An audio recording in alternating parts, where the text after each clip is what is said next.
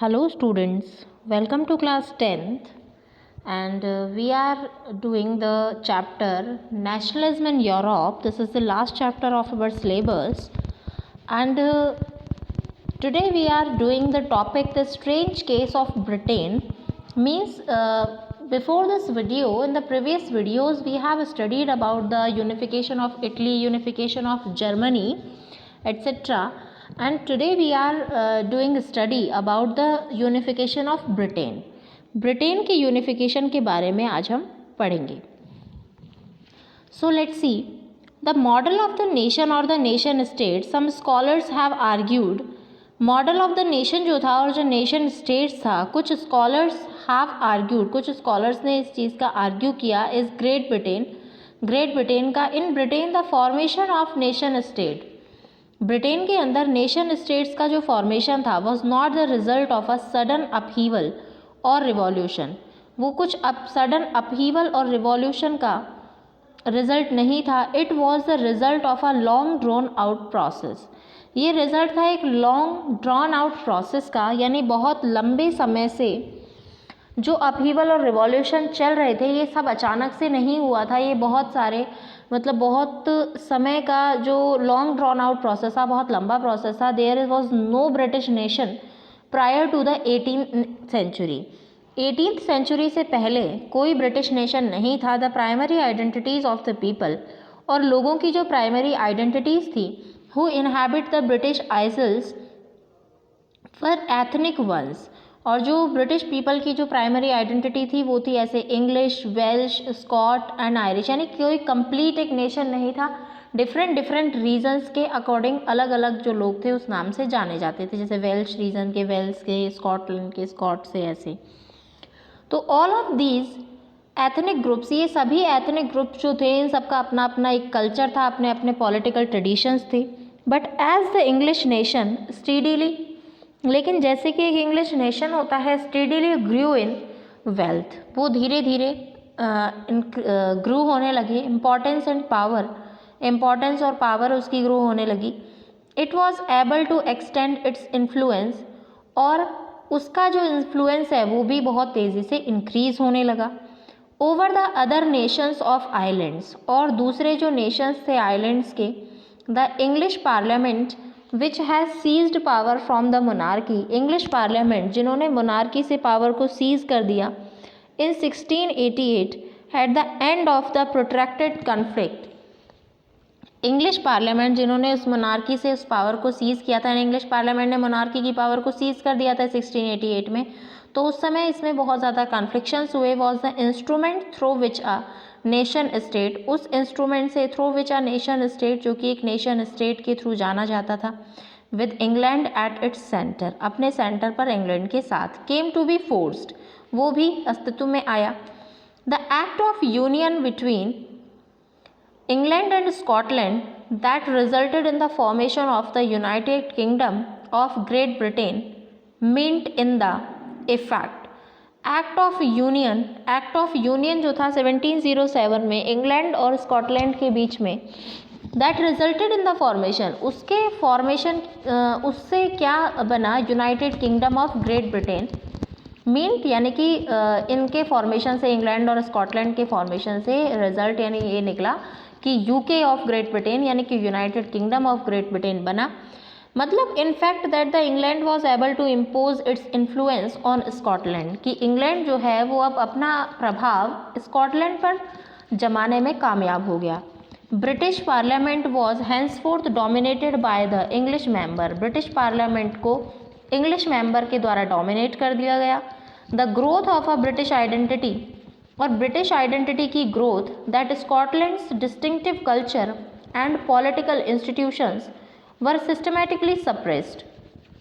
तो ग्रोथ जो थी ब्रिटिश आइडेंटिटी की, उसका मतलब था स्कॉटलैंड का जो डिस्टिंक्टिव कल्चर था, पॉलिटिकल इंस्टीट्यूशंस जो थे, उनको सिस्टमेटिकली दबा दिया गया. कैथोलिक क्लास जो थे उन्हें इनहैबिटेट कर दिया गया स्कॉटिश हाईलैंड्स में, उन्हें भी काफ़ी सफ़र करना पड़ा और बहुत ही टेरिबल, बहुत भयानक तरीके से उन्हें कुचला गया, यानी कि उनकी भावनाओं को, उनके ट्रेडिशंस को उनसे हटा दिया गया. Whenever they attempted to assert their independence, जब वो अपनी आज़ादी के लिए लड़ने के लिए आगे आए, तो उस रिवॉल्ट को कुचल दिया गया। Scottish Highlanders were forbidden to speak their Gaelic language और wear their national cloth. Scottish Highlanders को अपनी लैंग्वेज बोलने और अपने नेशनल ड्रेस को पहनने से बिल्कुल मना कर दिया गया। Large number were forcibly driven out of their homeland, और बहुत सारे लोगों को ज़बरदस्ती अपने होमलैंड से यानी अपनी मातृभूमि से बाहर निकाल दिया गया। Ireland suffer a similar fate, Ireland को भी ऐसे ही दुर्भाग्य से गुजरना पड़ा। It was a country deeply divided between, ये एक ऐसी कंट्री थी जिसे डीपली डिवाइड किया गया था कैथोलिक्स एंड प्रोटेस्टेंट्स, जिसे कैथोलिक्स और यानी जिसके जो सिमिलर जो कैथोलिक और प्रोटेस्टेंट दो रिलीजन्स में डिवाइड कर दिया गया था। English help the Protestant of Ireland to establish their dominance over a largely Catholic country. English यानी ब्रिटेन के जो इंग्लिश पीपल थे उन्होंने प्रोटेस्टेंट्स की हेल्प की, आयरलैंड के जो प्रोटेस्टेंट थे उनकी तो हेल्प की कि तुम अपना डोमिनेंस पूरी कैथोलिक कंट्री पे जमा सकते हो। तो कैथोलिक लोगों ने अपने आप को आज़ाद करने के लिए कि अब ये जो प्रोटेस्टेंट्स हैं ये हम पर डोमिनेट करेंगे, तो उन्होंने रिवॉल्ट किए ब्रिटिश डोमिनेंस के खिलाफ, उसे भी कुचल दिया गया यानी कि उनको भी, क्योंकि अब ये जो ब्रिटिश थे ये ज़्यादा पावर में आए हुए थे।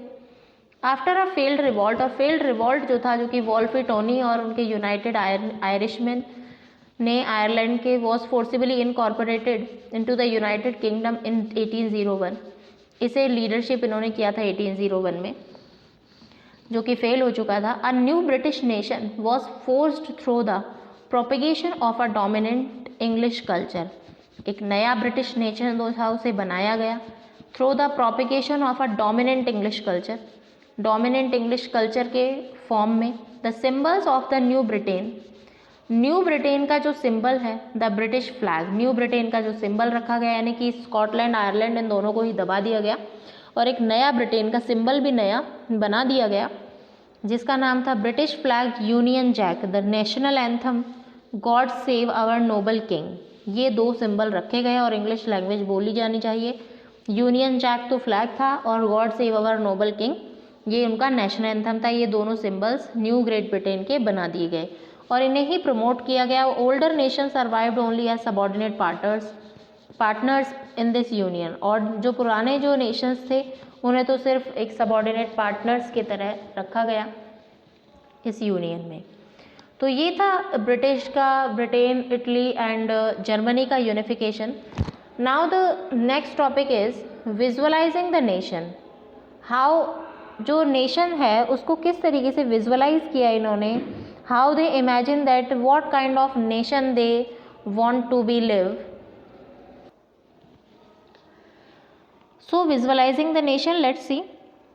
While it is easy enough to represent a ruler, कैसे ये easy हो सकता है जिस समय एक रूलर जो था उसे एक पोर्ट्रेट के थ्रू, एक स्टैचू के थ्रू रिप्रेजेंट करना। How does one go about giving a face to a nation, तो नेशन को एक चेहरा कैसे दिया जाए। 18th और 19th सेंचुरी में फाउंड अ वे, 18th और 19th सेंचुरी में आर्टिस्ट ने एक तरीका निकाला, a way out by the personifying a nation, एक नेशन का एक पिक्चर ड्रॉ करने का या एक नेशन को उकेरने का। In other words they represented a country as if it were a person, यानी कि उन्होंने नेशन को, एक कंट्री को रिप्रेजेंट किया इस तरीके से कि जैसे कि वो कोई पर्सन है। Nations were then portrayed as female figure, nations को एक फीमेल फिगर की तरह पोर्ट्रेट किया गया। Female form that was chosen to personify the nation did not stand for any particular woman in real life. Female form जो था वो choose किया गया पर्सोनिफाई द नेशन, उसे पर्टिकुलर वुमन, एक रियल लाइफ में कोई पर्टिकुलर वुमन के लिए नहीं, rather it sought to give the abstract idea, यानी कि एक फीलिंगफुल आइडिया जो था नेशन का उसको बनाने के लिए उन्होंने इसको वुमन की फॉर्म में बनाया, फीमेल फॉर्म में बनाया। That is the female figure become a allegory of the nation, कि फीमेल फिगर जो है वो एक एलिगरी होगी नेशन की। इसमें हम देखो पिक्चर्स देख लेते हैं। ये देखो, ये पोस्टेज स्टैम्प्स थे 1850 के, ये Marianne representing the Republic of France, और ये देखो एक फीमेल फिगर आपको जर्मीनिया नाम से यहाँ पर 1848 में फिलिप वेट ने बनाई थी, जो कि अपने मशाल और तलवार कांटों वाली ये लेकर के, फ्लैग लेकर के खड़ी हुई है। तो ये इन्होंने यहाँ पर बनाया और इस तरीके से बनाने के बाद इस तरीके की फीमेल फिगर ये बनाना चाहते थे।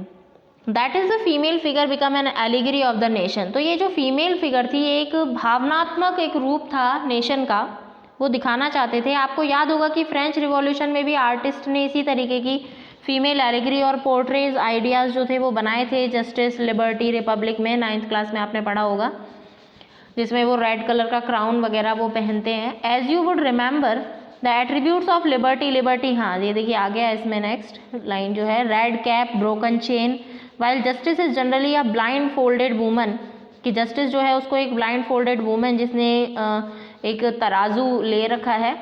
सिमिलर फीमेल एलिगरीज जो थी वो 19th सेंचुरी में नेशन को रिप्रेजेंट करने के लिए बनाई गई। फ्रांस में मैरियानी की एक पॉपुलर क्रिश्चियन नेम जो बनाया गया, underline the idea of people's nation, लोगों के नेशन का जो आइडिया है उसको लेने के लिए। उसकी कैरेक्टरिस्टिक्स में क्या था कि वो लिबर्टी थी, रिपब्लिक थी, और red cap, tricolour flag उसने लिया, कॉकेड यानी कि वो statues of Marianne was erected in public squares, public चौराहों पर भी लगाया गया है इसको।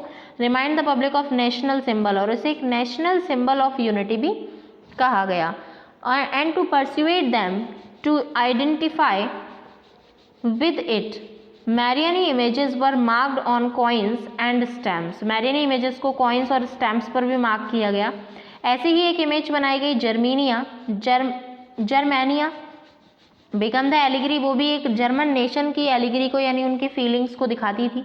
इन visual representations Germania wears a crown of oak leaves as the German oak stands for heroism, क्योंकि जर्मन जो है वो जर्मन में ओक का जो स्टैंड है वो बहुत ब्रेवरी का सिंबल होता है।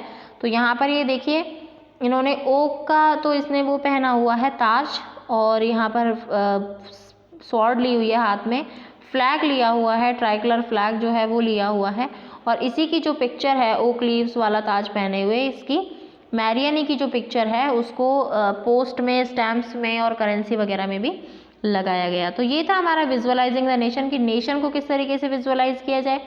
Now the next topic of hours that is, ये देखिए अब कुछ मीनिंग्स ऑफ सिंबल देखते हैं। एट्रीब्यूट, ब्रोकन चेन का मतलब था बीइंग फ्रीड।